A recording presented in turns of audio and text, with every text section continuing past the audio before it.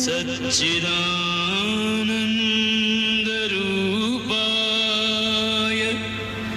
विश्वोत्पत्त्यादिहेतवे तापत्रय विनाशाय श्रीकृष्णाय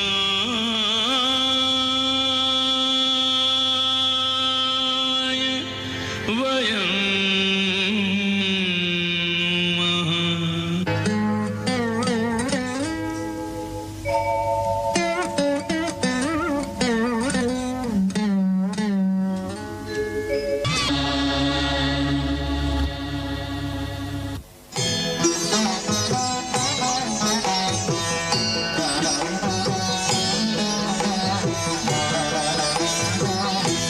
नारायण नारायण।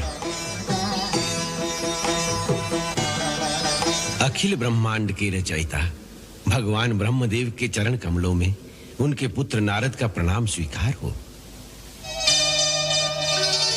कल्याण हो नारद। वत्स, तुम चिंतातुर दिखाई देते हो, क्या कारण है? यही सुनाने में आपकी सेवा में उपस्थित हुआ हूं। इसके साथ साथ एक गूढ़ प्रश्न का समाधान भी आपसे पूछना है। निश्चिंत होकर पूछो वत्स नारद। हे जगत पिता, पृथ्वी लोक में 12 वर्ष के पश्चात हरिद्वार में जो कुंभ का उत्सव होता है, वहां कई परम योगी और सिद्ध पुरुष गुप्त रूप में आते हैं। उनके दर्शनों की लालसा से मैं पृथ्वीलोक में गया था। सर्वप्रथम हिमालय में केदारेश्वर के मंदिर में जाकर मैंने भगवान शिव को प्रणाम किया। केदारेश्वर नमो नमः, हिमखंडेश्वर नमो नमः, हे अभयंकर नमो नमः, जय शिव शंकर नमो नमः। फिर बद्री नारायण के दर्शन किए। बद्री विशाल यहाँ स्वयं विराजे नारायण। जय बद्री विशाल। जय नारायण। वहां से मैं दक्षिण भारत के मंदिरों में गया।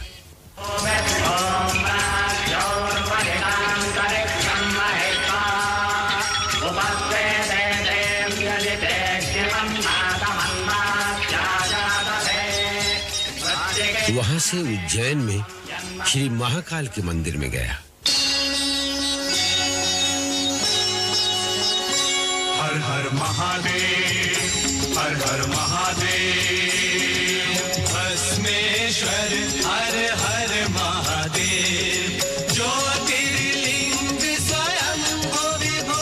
जहां शमशान की भस्म से महाकालेश्वर का अभिषेक होते देखा। हर हर भस्मेश्वर हर हर महादेव, अखिलेश्वर हर हर महादेव।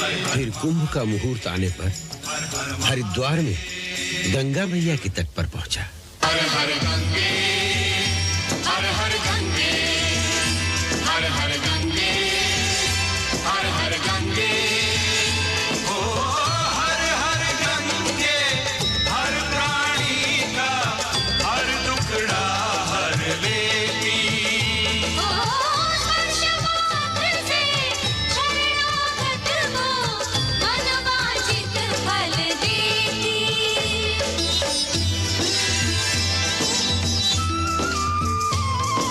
विष्णुपाद पंकज से प्रगटी तू वैष्णवी कहाई। शिव शंकर की जटा जूट में आकर आप समाई।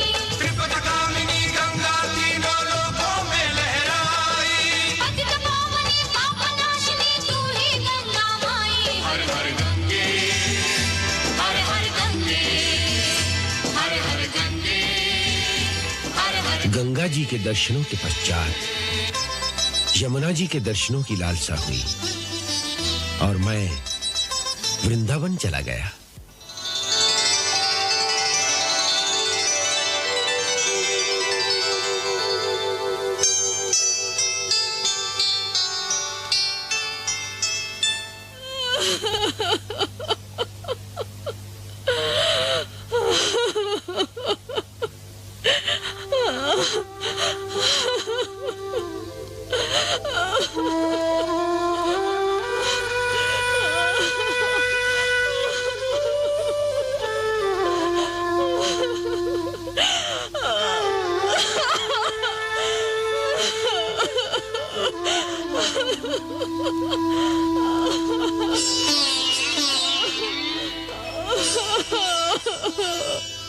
नारायण नारायण।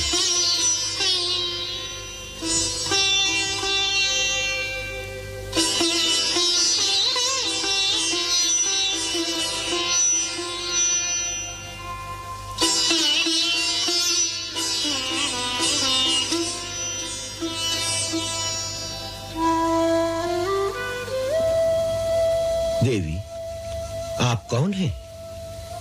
क्यों रो रही हैं? और ये दोनों वृद्ध पुरुष आपके क्या लगते हैं? हे मुनिराज, ये दोनों मेरे पुत्र हैं। हैं? पुत्र? आपके पुत्र? किंतु आप तो युवा हैं।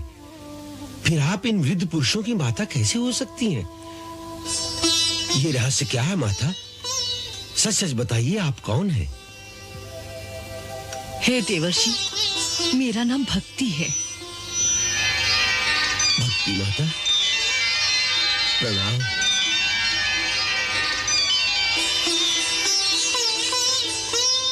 और ये दोनों ज्ञान और वैराग्य नाम के मेरे पुत्र हैं। परंतु इनकी ऐसी दशा क्यों? समय के फेर और कलयुग के प्रभाव से लोगों की अधर्म में रुचि होने के कारण हम तीनों का बल क्षीण हो गया था। इस घोर कलयुग में हम तीनों बूढ़े और कुरूप दिखाई देने लगे तथा स्थान स्थान भटकने लगे, परंतु हमें कहीं आश्रय नहीं मिला। कलयुग के प्रभाव से हर स्थान पे अधर्म ही अधर्म दिखाई देने लगा है। आखिर मैंने सोचा कि जो धरती भगवान श्री कृष्ण एवं श्री राधा रानी के चरणों की धूल से पवित्र हो चुकी है, शायद वहां जाने से कुछ शांति मिले। ये सोचकर मैं यहां आई। फिर? मेरा अनुमान ठीक था। श्री राधा एवं अन्य गोपिकाओं की प्रेमा भक्ति के कारण इस धरती का कण कण अभी तक भक्ति के प्रकाश से प्रज्वलित है। यहाँ के वातावरण में चारों ओर भक्ति की किरणें बिखरी हुई है। इस कारण यहाँ आते ही मेरा बुढ़ापा एवं मेरी निर्बलता दोनों दूर हो गए। मैं फिर से सुंदर रूपवती और नवयुवती दिखाई देने लगी हूँ। परंतु मेरे दोनों पुत्र उसी दीन अवस्था में रह गए।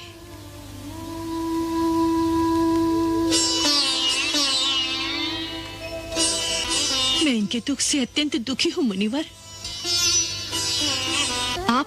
आप साक्षात श्री ब्रह्मा जी के पुत्र हैं। मैं आपको नमस्कार करती हूँ। मुझ पर कृपा करके आप मेरा भी समाधान कीजिए, अन्यथा अपने पुत्रों के दुख से मैं ये धरती छोड़कर चली जाऊंगी मैं। हे माता, आप व्यर्थ ही अपने को खेद में डाल रही हैं। आप भगवान श्री कृष्ण का चिंतन करें। उनकी कृपा से आपके सारे दुख दूर हो जाएंगे। आप तो भगवान श्री कृष्ण को प्राणों से भी प्यारी हैं। वो दृश्य याद कीजिए जब क्षीर सागर में एक बार आपने साक्षात भगवान श्री कृष्ण से पूछा था, प्रभु अब कलयुग आ रहा है, इस युग में मेरा क्या कर्तव्य है? तुम हमारे परम भक्तों का पोषण करो। कलयुग में मुक्ति तुम्हारी दासी होगी और तुम्हारे बुलाने पर हम नीच से नीच प्राणी के पास भी चले आएंगे।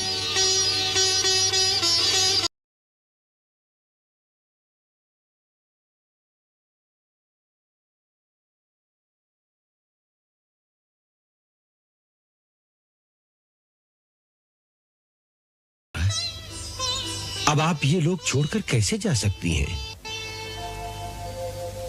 आप तो जानती हैं कि सतयुग, त्रेता युग और द्वापर युग, इन तीनों युगों में तप, ज्ञान और वैराग्य के द्वारा ही मुक्ति प्राप्त होती थी। किंतु कलयुग में तो भक्ति ही मुक्ति प्राप्त कराने वाली है। सो यदि हे माता आप यहां से चली जाएंगी तो यहां के प्राणियों का उद्धार कौन करेगा?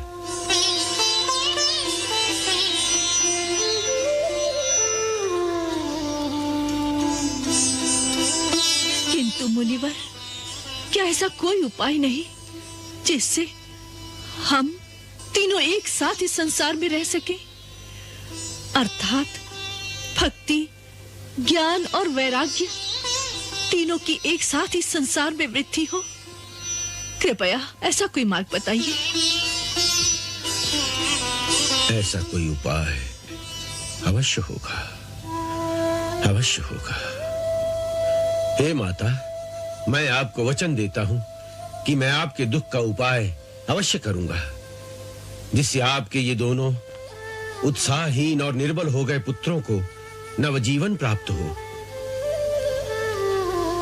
कोई एक ऐसा ही उपाय होगा जिससे भक्ति, ज्ञान और वैराग्य तीनों की एक साथ वृद्धि हो, तीनों को एक साथ शक्ति प्राप्त हो।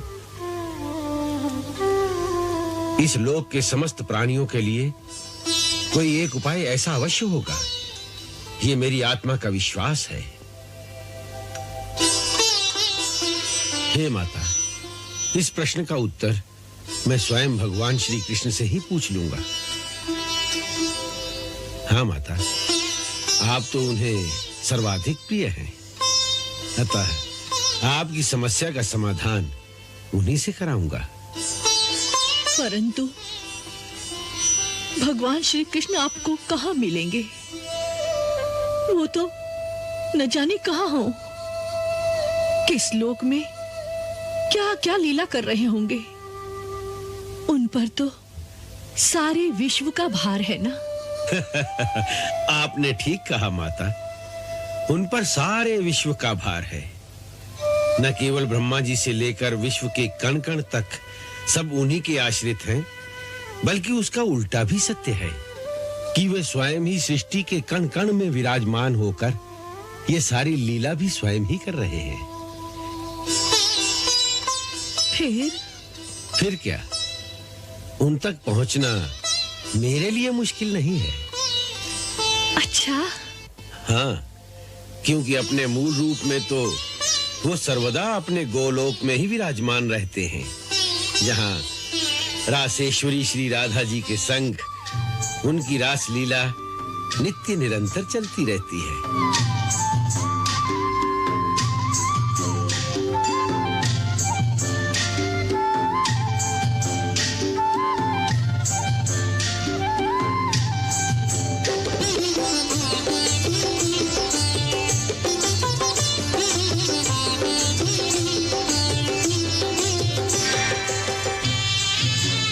मैं वहीं जाकर उनसे इस प्रश्न का उत्तर पूछ लूंगा। आप धन्य हैं नारद जी। भगवान के उस गोलोक धाम में, जहां हजारों वर्षों की तपस्या के बाद भी योगी जन स्वयं तो क्या, उनकी कल्पना भी नहीं पहुंच सकती।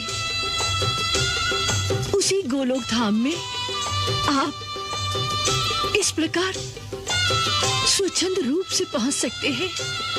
आप तो महान हैं नारद जी। माता, नारद के लिए कहीं भी पहुंचना कठिन नहीं है। भक्ति माता, प्रणाम।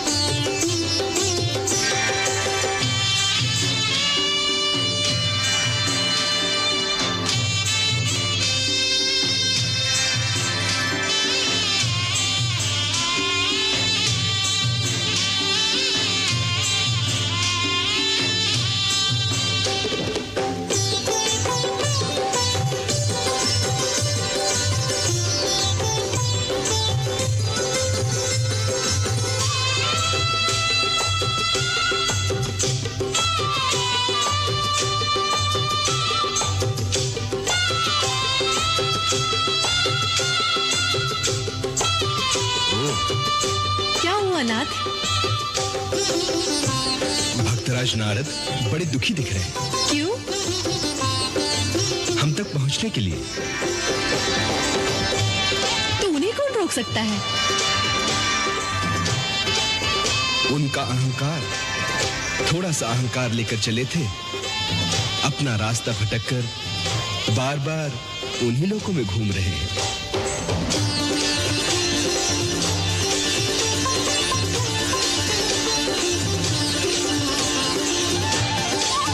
प्रभु, अपने भक्तों पर तो दया कीजिए। राधे, ये तो अपने अपने कर्मों का फल है। और फिर जो नारद जैसे हमारे विशेष प्रिय भक्त हो, उसका अहंकार तो हम थोड़ी देर भी नहीं ठहरने देते। शीघ्र अतिशीघ्र उस अहंकार को हम तोड़ देते हैं, उसी में उसका कल्याण होता है। तभी तो हमें भक्त वत्सल कहते हैं।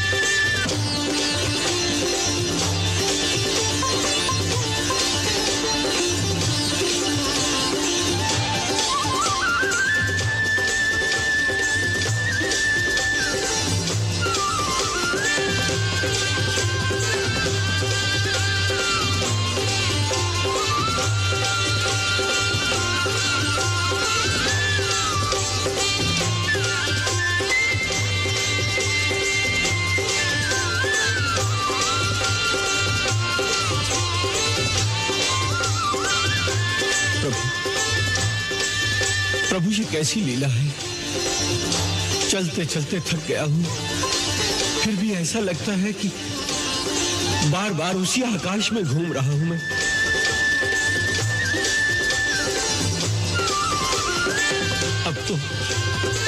अब तो सारे लोग एक दूसरे से टकराने लगे हैं।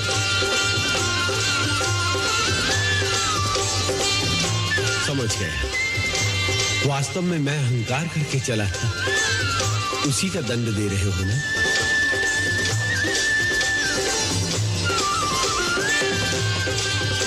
भूल हो गई स्वामी, भूल हो गई, क्षमा कर दो।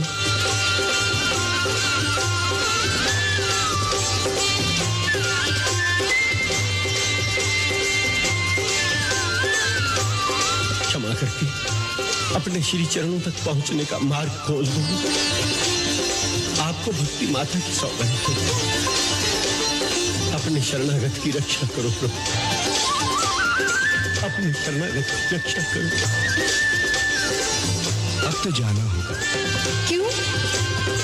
जब भक्त अपना अहंकार छोड़कर हमारे आश्रय में आ जाता है, तो हम स्वयं आगे जाकर उसकी अगवानी करते हैं।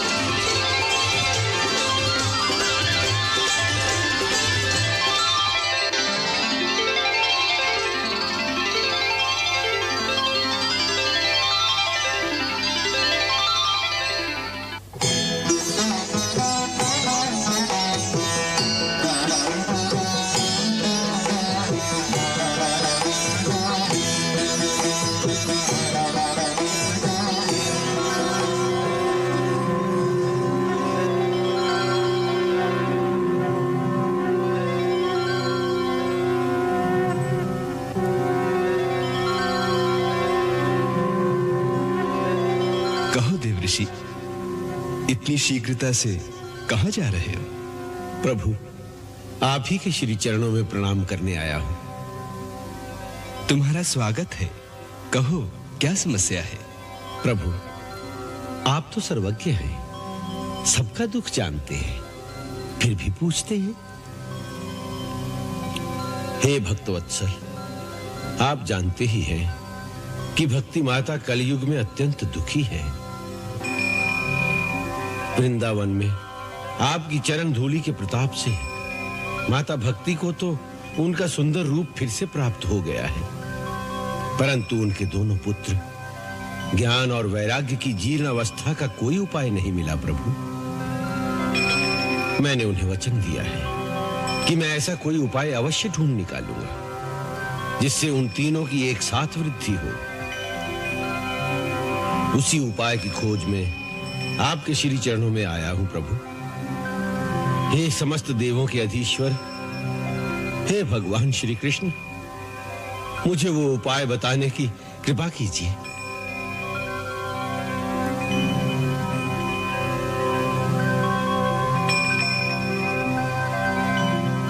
नारद, तुम तो जानते हो इस संसार में तपस्या और परिश्रम के बिना कुछ नहीं प्राप्त होता। प्रभु, मैं अवश्य तपस्या करूंगा, परंतु इतना बताने की कृपा करें कि ऐसा कोई उपाय है। अवश्य है। तुम्हारे पिता ब्रह्मा जी उस उपाय को जानते हैं, वही तुम्हारा मार्गदर्शन करेंगे।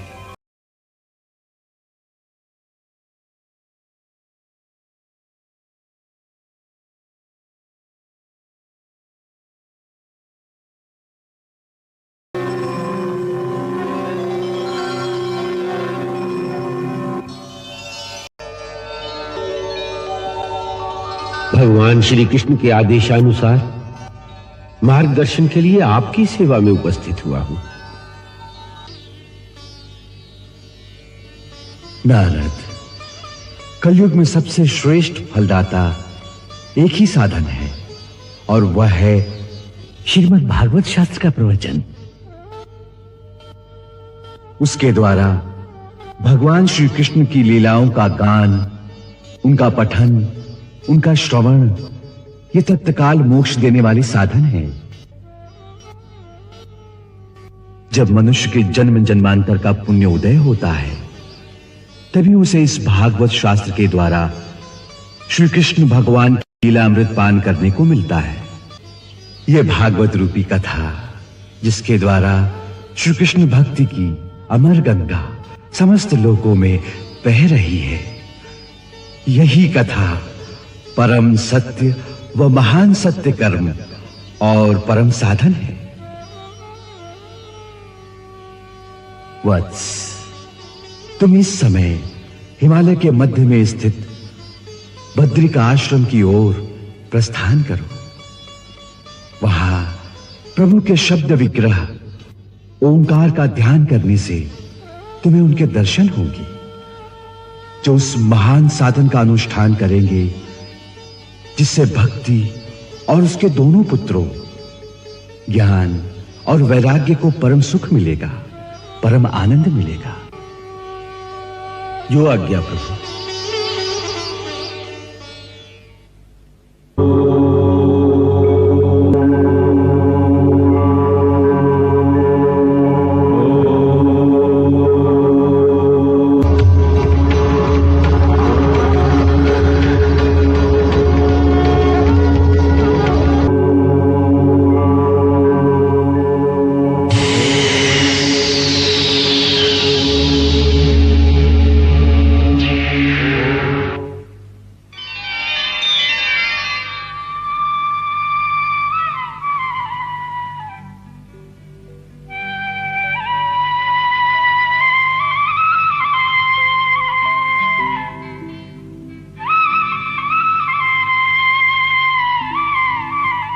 भगवान श्री सनक, सनंदन, सनातन और सनत कुमार के श्री चरणों में आपके छोटे भाई नारद का प्रणाम स्वीकार हो। हे देवर्षि, आपका कल्याण हो। हम आपकी कठोर तपस्या से प्रसन्न हुए। कहो, क्या इच्छा है? ऐसी घोर तपस्या द्वारा आपने हमें यहाँ किस लिए बुलाया है? प्रभु, यदि आप मुझ पर प्रसन्न हो तो एक छोटी सी याचना लेकर आया हूं। कहो।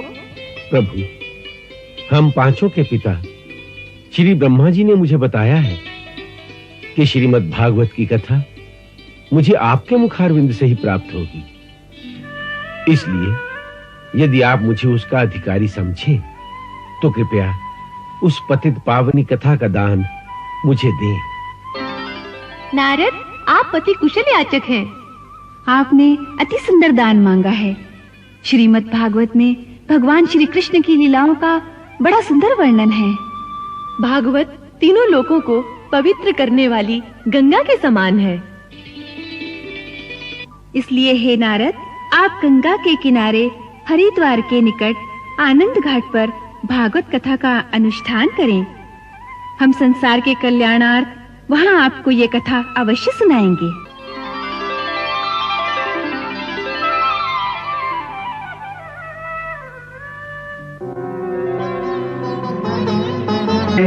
कृष्ण हरे श्री कृष्ण हरे। चारों दिव्य कुमारों ने भागवत कहना प्रारंभ किया। कृष्ण हरे श्री कृष्ण हरे। कृष्ण हरे श्री कृष्ण हरे। कल्याणी श्री कृष्ण कथा का अमृत सबको बांट दिया। कृष्ण हरे श्री कृष्ण हरे। कृष्ण हरे श्री कृष्ण हरे। भक्ति ज्ञान वैराग्य जगे जब श्री हरि नाम का अमृत पिया। कृष्ण हरे श्री कृष्ण हरे। कृष्ण हरे श्री कृष्ण हरे। कृष्ण हरे श्री कृष्ण